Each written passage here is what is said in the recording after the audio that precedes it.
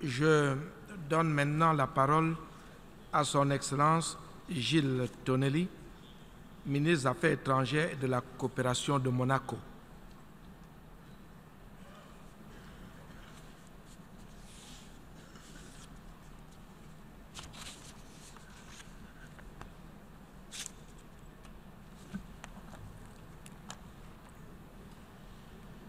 Monsieur le Président, la réussite et le succès du sommet des Nations Unies consacré au programme de 2030 place le 70e anniversaire de l'Organisation des Nations Unies sous le signe de la résolution commune pour affronter, lors des 15 prochaines années, les nombreux obstacles et les défis mondiaux qui entravent le développement durable pour tous. Les chefs d'État et de gouvernement ont adopté un accord historique dont les objectifs visent à éliminer la pauvreté et à rendre à chaque individu sa dignité afin que tous puissent jouir de leurs libertés et droits fondamentaux. Le XXIe siècle doit concilier les attentes des peuples pour une justice sociale plus grande, une prospérité partagée et un environnement sain et respectueux des générations futures, comme l'a si justement souligné sa sainteté le pape François devant cette Assemblée. La multiplication du nombre des conflits et des crises et les millions de victimes qu'il entraîne dans leur sillage destructeur renforcent encore davantage notre détermination à poursuivre la transformation des modèles existants dont l'ambition n'a d'égal que l'ampleur des défis. Monsieur le Président, le drame qui perdure en Russie et les méthodes barbares des groupes extrémistes qui ne cessent de se propager en Afrique et au Moyen-Orient nous emplissent d'horreur. Ils frappent aveuglément les minorités religieuses et les populations civiles. Les femmes et les enfants en sont toujours les victimes les plus nombreuses.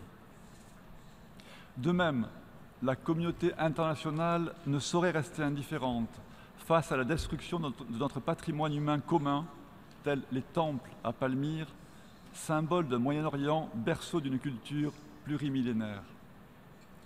Nous soutenons donc avec force l'initiative du secrétaire général sur les droits de l'homme avant tout, ainsi que son effort pour élaborer un plan d'action relatif à la prévention contre l'extrémisme violent. À cet égard, je rappelle que Monaco s'est porté co-auteur de la résolution 2178 du Conseil de sécurité sur les combattants étrangers et la lutte contre l'extrémisme violent. La principauté met en œuvre les décisions du Conseil de sécurité en matière de gel de fonds et de sanctions économiques appliquées aux personnes affiliées à des réseaux terroristes. En outre, Monaco renforce actuellement également son arsenal législatif dans le domaine de la sécurité intérieure et la principauté participe activement à la lutte contre le blanchiment des capitaux provenant d'activités illicites. Conscient de l'importance de la coopération entre l'ONU et les organisations régionales, Monaco continue d'apporter sa voix en faveur d'une solution pacifique à la crise en Ukraine. Il l'a fait au dernier trimestre 2014 lors de sa présidence du Forum pour la coopération en matière de sécurité de l'OSCE et il s'y tient encore aujourd'hui en soutenant l'action menée par sa mission d'observation.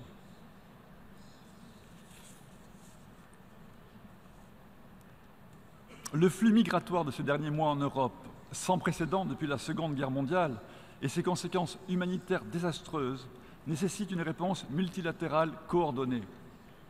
Le plan de l'Union européenne apporte à cet effet une réponse opportune.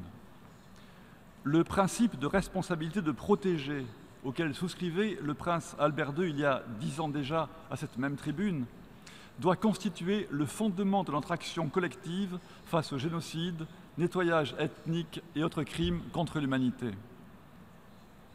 La responsabilité première donnée par la Charte au Conseil de sécurité en matière de maintien de la paix et de la sécurité internationale me conduit à saluer l'initiative courageuse de la France et du Mexique qui appelle à la suspension volontaire et collective par les 5 membres permanents du veto au Conseil de sécurité en cas d'atrocité de masse. Je saisis l'occasion qui m'est donnée aujourd'hui pour annoncer officiellement le soutien de Monaco à cette initiative, ainsi qu'à celle du groupe ACT, de développer un code de conduite qui s'appliquerait à tous les États membres. Nous exprimons ainsi notre reconnaissance à ceux qui promeuvent ces mesures concrètes et éthiques pour renforcer l'efficacité du Conseil de sécurité et rendre ces décisions plus convaincantes face à l'opinion publique. Tous les efforts entrepris pour permettre des avancées sur la représentativité du Conseil de sécurité et de ses actions méritent d'être soutenus. Le gouvernement princier accueille favorablement les évolutions récentes du processus de négociation intergouvernementale. Monsieur le Président, dans un mois, nous célébrerons le 15e anniversaire de la résolution 1325 du Conseil de sécurité sur les femmes, la paix et la sécurité, en découvrant les résultats de l'étude mondiale sur sa mise en œuvre. Malheureusement, nous sommes trop tristement familiers des conséquences dévastatrices des conflits pour les femmes qui en sont les premières victimes alors qu'elles n'en sont pas les instigatrices. Avec les enfants, elles constituent aussi la majorité des populations réfugiées ou déplacées. Convaincus de l'importance d'une pleine participation active des femmes dans des conditions d'égalité à la prévention et au règlement des conflits, ainsi qu'à l'édification et au maintien de la paix, nous appelons donc à la mise en œuvre des mesures concrètes.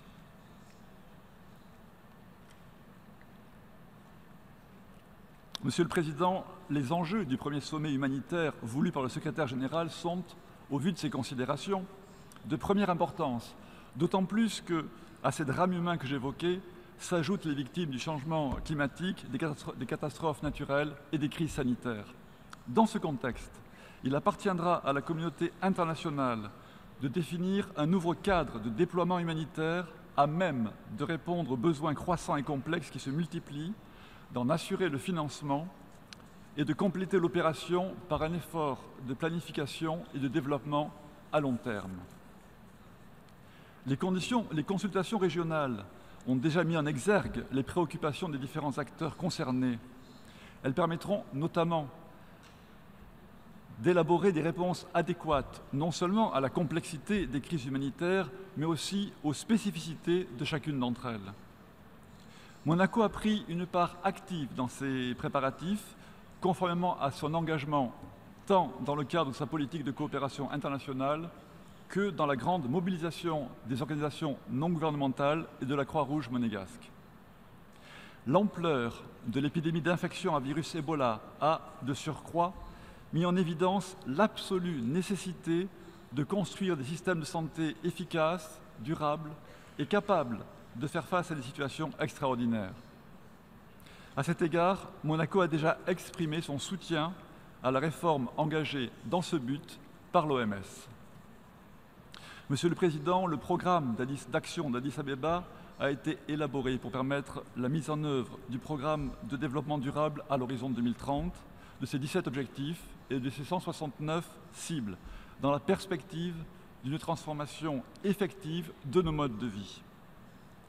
Le mécanisme de facilitation de la technologie qui a été lancé lors du sommet traduit bien l'esprit de collaboration entre tous les acteurs du développement au profit des pays en développement. Il témoigne également de la volonté de la communauté internationale de renforcer leurs capacités de manière concrète. Ces efforts ne sauraient toutefois aboutir sans un accord ambitieux, universel et contraignant permettant de lutter efficacement contre les changements climatiques et d'impulser la transition vers les sociétés et des économies résilientes et sobres en carbone. La principauté est convaincue que la COP 21 de Paris s'inscrira dans cette dynamique afin d'aboutir à un accord global pour le climat, condition sine qua non à la pleine mise en œuvre du programme de développement durable à l'horizon 2030. C'est pourquoi le prince Albert II a engagé la principauté à réduire ses émissions de gaz à effet de serre de 50% à l'horizon 2030 par rapport à 1990 et à renouveler son engagement à atteindre la neutralité carbone d'ici 2050. En se fixant un tel objectif, la principauté marque sa volonté de prendre pleinement part à l'effort collectif nécessaire pour faire face à l'un des plus grands défis de l'humanité. Malgré sa faible responsabilité dans les émissions globales, Monaco continuera de promouvoir des modes de déplacement et de consommation énergétique innovants, ainsi qu'une planification urbaine aussi verte que possible. Monsieur le Président, je ne saurais prendre en compte les enjeux du développement climatique sans faire état de la situation des océans qui jouent un rôle central en tant que régulateur du climat mondial. C'est la raison qui a conduit la Principauté à appuyer la plateforme Océan Climat 2015 de la Commission océanographique internationale de l'UNESCO. Monaco se félicite en effet que les océans et les mers soient partie intégrante du programme de développement durable, ce qui renforce la mise en œuvre de la Convention des Nations Unies sur le droit de la mer, véritable constitution des océans.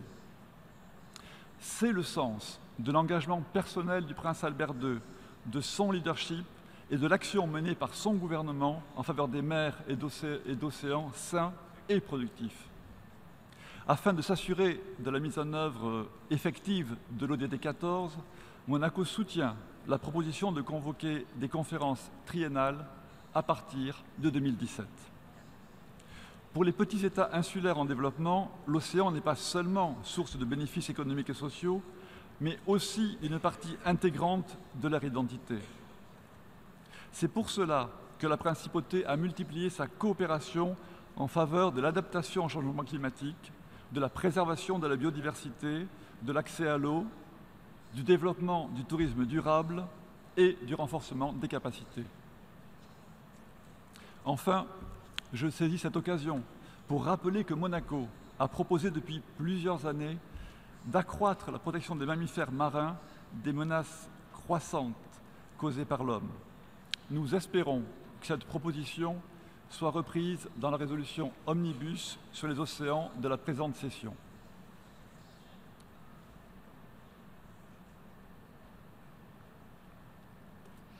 Monsieur le Président, en 70 ans, l'Organisation des Nations Unies s'est employée à honorer les buts conférés par la Charte. Elle n'a eu de cesse de devoir s'adapter aux défis émergents qui ont transformé le monde qu'elle a connu depuis sa création. La volonté politique qui a présidé à la tenue du sommet des Nations Unies sur le développement durable nous a encouragés à renforcer davantage l'organisation en lui donnant les moyens de poursuivre son noble mandat. Elle a, de ce fait, réaffirmé la légitimité des valeurs et principes de la Charte des Nations Unies dans le monde d'aujourd'hui. La Principauté de Monaco en demeure plus que jamais convaincue et elle continuera d'apporter sa contribution, certes modeste, mais avec une grande détermination, à l'édification d'un monde meilleur dans le respect de nos différences. Je vous remercie. Je remercie le ministre des Affaires étrangères et de la coopération de Monaco.